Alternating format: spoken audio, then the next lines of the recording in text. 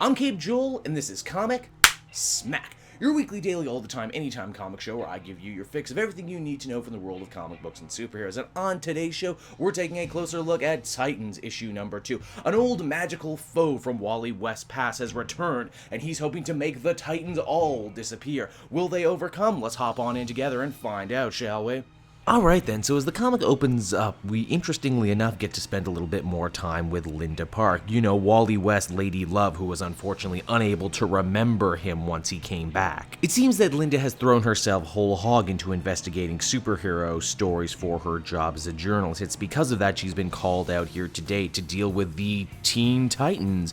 But not the new Teen Titans, no, these are the original Teen Titans the way we remember them, but that's impossible, right? It would seem that old school Flash villain Abra Cadabra is using his amazing powers to create doubles of the classic Teen Titans. He can do this because if you recall in the last issue, Abra Cadabra got his memory back about the missing 10 years that were stolen from the DC universe. Now the Titans fly into action and are ready to do battle with their doppelgangers. It's funny, we get a line from one of the cops saying, "Oh really, you call yourself the Titans? Is that like the Teen Titans?" Again, because as far as anyone else is concerned in this world, this is the first time a Titans team like this has ever been convened. The doubles, as we soon find out, actually prove to be rather formidable foes, able to keep up with the older real versions of themselves punch for punch. What is compelling too is that we don't have what are essentially mirror matches. Oh sure, Nightwing fights Robin, he even compliments him on his form because you know he would just have to, but no, it's the other fights that are more interesting. Arsenal has to do battle with a younger Donna Troy, Wonder Girl, a fight that he is greatly outmatched in, but that I like quite a bit because it's during this fight he gets his dumb trucker cap knocked off. Please, please, please in the future find new reasons to knock his trucker cap off. Also, even though these are just magical doubles, they have all the same powers as the original Teen Titans. Donna Troy, Wonder Girl's lasso of truth even makes Roy admit that he's always had a crush on Donna. Aww. Wally by far though gets the best cool guy moment in this entire fight when he gets into a foot race with the magical doppelganger of Kid Flash. He proves that he's older and more experienced than this illusion by tripping him up and causing him to fall face first